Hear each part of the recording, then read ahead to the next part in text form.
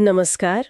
आज हम एक बहुत ही गंभीर विषय पर बात करने वाले हैं। जी। वो है सिवियर हेमरेज, यानी जब बहुत ज्यादा खून बह रहा हो तो उसे फौरन कैसे संभाला जाए। बिल्कुल। हमारे पास जो जानकारी है वो मेडिकल गाइडलाइंस और पेपर्स से है, जो ये बताती हैं कि ऐसी जानलेवा हालत में डॉक्टर्स तुरंत क्या करते हैं। तो आज हम यही समझने की कोशिश करेंगे कि ये प्रक्रियाएं क्या हैं और क्यों इतनी जरूरी हैं। हाँ, और ये जानना इसलिए भी जरूरी है क्योंकि ये दिखाता है कि इमरजेंसी में मतलब कितनी तेजी और कितने तालमेल से काम होता है। ये सिर्फ जानकारी नहीं है, ये असल में जान बचाने की एक पूरी जटिल प्रक्रिया को समझना है। सही कहा। तो चलिए इसे एक एक करके समझते हैं। मान लीजिए कोई मरीज आता है जिसे बहुत ज्यादा ब्लीडिंग हो रही है। सबसे पहला काम क्या होता है? सोर्स के मुताबिक सबसे पहले 100% ऑक्सीजन देना, एयरवे यानी सांस की नली को ठीक रखना और ये पक्का करना कि सांस चल रही है। जी, तो शुरू में ये 100% ऑक्सीजन ही क्यों? और फिर बाद में SpO2 को 94 से 98% पर बनाए रखने का लक्ष्य क्यों होता है? देखिए, जब शरीर से तेजी से खून निकल रहा है तो खून में ऑक्सीजन ले जाने वाले सेल्स कम हो जाते हैं। हाँ। तो 100% ऑक्सीजन फौरन इसलिए देते हैं ताकि जो भी खून बचा है उसमें ऑक्सीजन की मात्रा ज्यादा से ज्यादा हो। मतलब जरूरी अंगों जैसे दिमाग तक भरपूर ऑक्सीजन पहुंचती रहे। अच्छा। और एयरवे और ब्रीदिंग यानी सांस की नली खुली रखना और सांस चलना, ये तो मतलब सबसे बुनियादी चीजें हैं। अग्री। अगर सांस ही नहीं आ रही है तो ऑक्सीजन का क्या फायदा। सही बात है। और वो जो SpO2 का लक्ष्य है 94 से 98%, वो इसलिए क्योंकि ऑक्सीजन जरूरत के हिसाब से मिलती रहे पर बहुत ज्यादा भी ना हो, क्योंकि उसके भी अपने साइड इफेक्ट्स हो सकते हैं। ओके।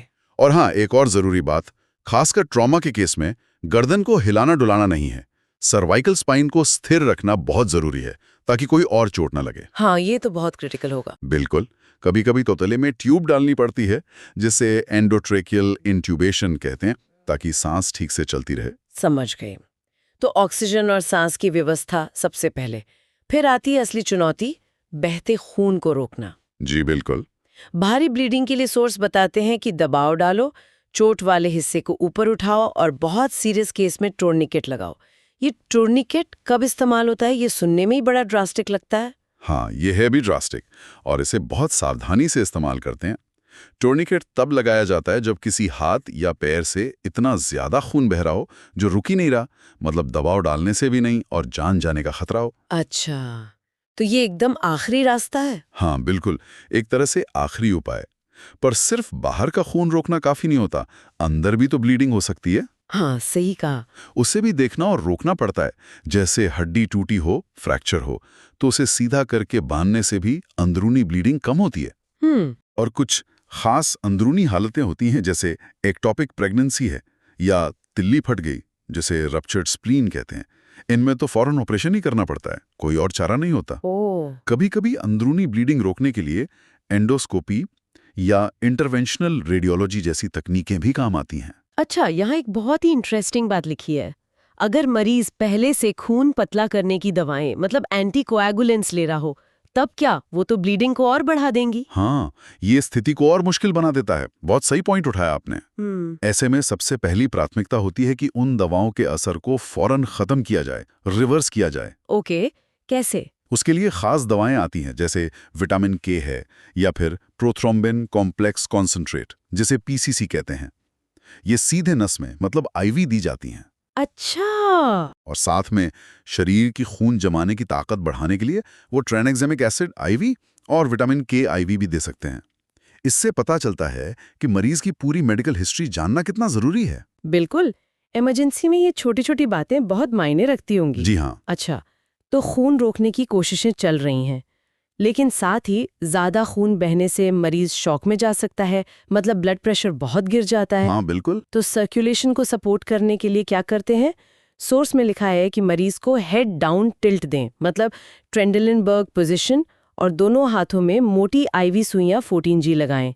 ये क्यों जरूरी है? वो जो ट्रेंडलेनबर्ग पोजीशन है, जिसमें पैर ऊपर और सिर नीचे होता है, वो ग्रेविटी का इस्तेमाल करती है। हाँ, ताकि जरूरी अंगों, खासकर दिमाग तक खून का फ्लो बना रहे, जब तक हम शरीर में फ्लूइड या खून डालकर वॉल्यूम ठीक नहीं कर देते। अच्छा, ये एक तरह का टेम्परेरी जुगाड़ है। हाँ, कह सकते हैं। और वो मोटी सुइयां 14G वाली, वो भी दोनों कोहनियों के पास की नसों में, इसलिए ताकि बहुत तेजी से और ज्यादा मात्रा में फ्लूइड या खून दिया जा सके। हाँ, टाइम इज क्रिटिकल। बिल्कुल, हर सेकंड कीमती है। और अगर हाथ में नसें ना मिलें, कभी कभी शॉक में नसें सिकुड़ जाती हैं। हाँ, होता है ऐसा। तो डॉक्टर जांग में या गर्दन में नस ढूंढ सकते हैं, या टखने या कोहनी पर छोटा सा कट लगाकर नस निकाल सकते हैं, या फिर सीधे हड्डी में सुई डालकर भी फ्लूइड दे सकते हैं। उसे इंट्राऑशियस एक्सेस कहते हैं। ओह, हड्डी में? हाँ, इमरजेंसी में ये भी एक तरीका है। और एक और बहुत जरूरी बात, जब ये आईवी लाइन डालते हैं तभी खून का सैंपल लेकर फौरन लैब भेज देते हैं क्रॉस मैचिंग के लिए, ताकि सही ब्लड ग्रुप का खून तैयार रहे। बिल्कुल, जितनी जल्दी हो सके। ठीक है, अब आते हैं उस खून और फ्लूइड की कमी को पूरा करने पर, जिसे रिस्टोरिंग इंट्रावेस्कुलर वॉल्यूम कहा गया है। ये कब और कैसे होता है? क्या हमेशा खून चढ़ाना ही पड़ता है? नहीं, हमेशा नहीं। ये इस पे निर्भर करता है कि कितना खून बहा है और मरीज की हालत कैसी है।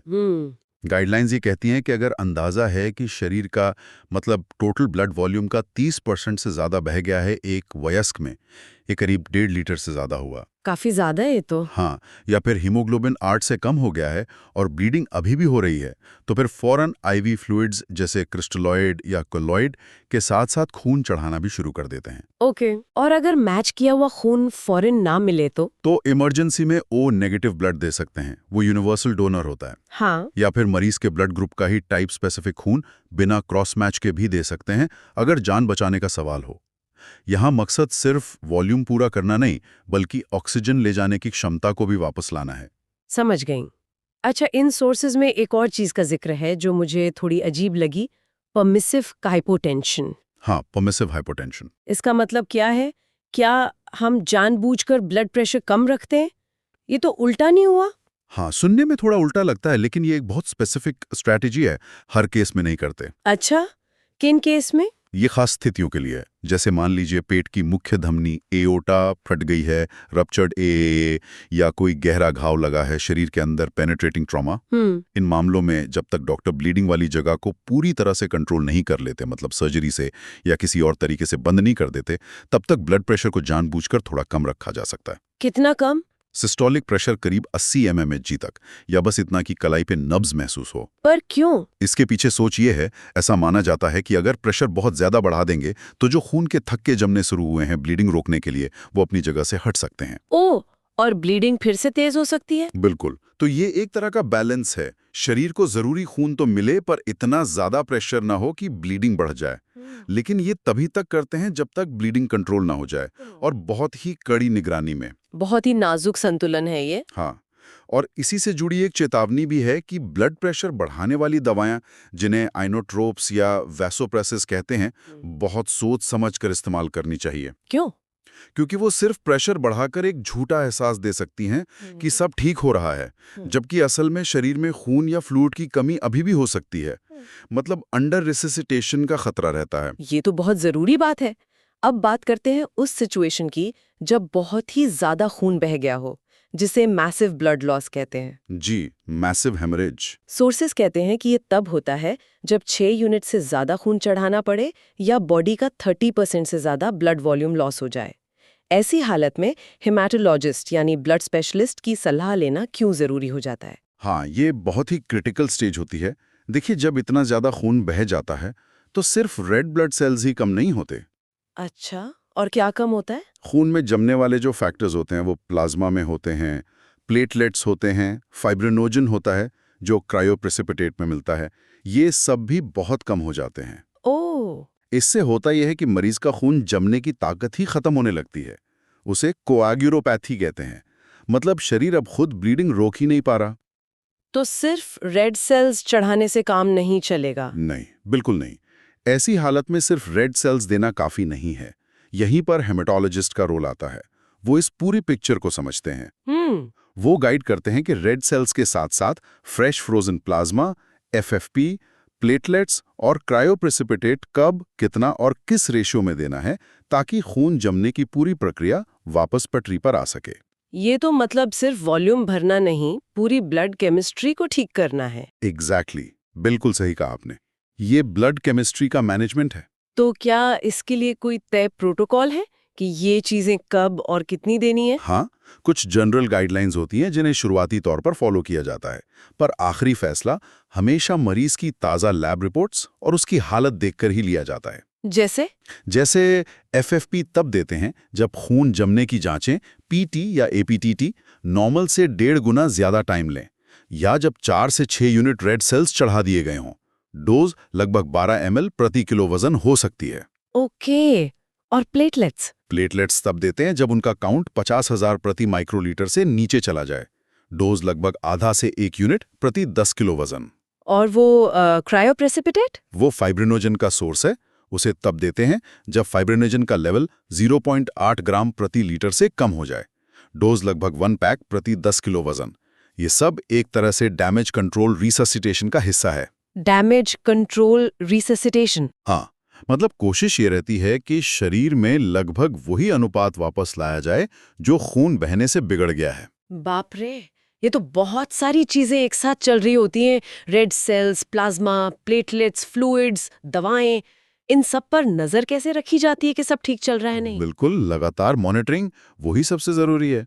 खून जमने की जांचें, कोएगुलेशन स्टडीज जिन्हें कहते हैं, PT, APTT, fibrinogen, platelet count, वो बार-बार करनी पड़ती हैं। कितनी बार? आमतौर पे हर 2 घंटे में, या फिर हर 4-6 यूनिट रेड सेल्स चढ़ाने के बाद।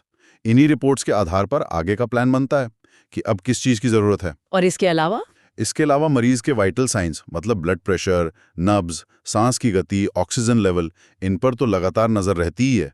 साथ में यूरिन कितना बन रहा है, शरीर में एसिड बेस का बैलेंस कैसा है, ये सब भी देखा जाता है। और कुछ बहुत ही सीरियस मामलों में जहां ब्लीडिंग रुक ही नहीं रही हो, वहां रिकॉम्बिनेंट फैक्टर V7A जैसी स्पेशल दवाएं भी इस्तेमाल हो सकती हैं। या अगर सुविधा हो तो सेल सैल्वेज तकनीक। सेल सैल्वेज वो क्या है? उसमें ऑपरेशन के दौरान जो खून बहता है उसे जमा करके, मशीन से साफ करके, फिल्टर करके मरीज को ही वापस चढ़ा दिया जाता है। अच्छा, तो बाहर से खून की जरूरत कम हो जाती है? हाँ, कुछ हद तक कम हो सकती है। तो इस पूरी चर्चा को अगर समेटें तो गंभीर रक्तस्राव का मैनेजमेंट एक बहुत ही तेज मल्टी स्टेप प्रोसेस है जी। ऑक्सीजन और एयरवे से शुरू होकर ब्लीडिंग रोकने के डायरेक्ट तरीके, फिर शॉक को मैनेज करना, तेजी से वॉल्यूम रिप्लेस करना, और फिर अगर जरूरत पड़े तो खून के अलग अलग कंपोनेंट्स को सही बैलेंस में देना। हर कदम बहुत जरूरी और टाइम सेंसिटिव है। बिल्कुल। और सबसे कमाल की बात है, इन सब चीजों के बीच का तालमेल। ये किसी एक इंसान का काम नहीं है, ये एक पूरी टीम का काम है।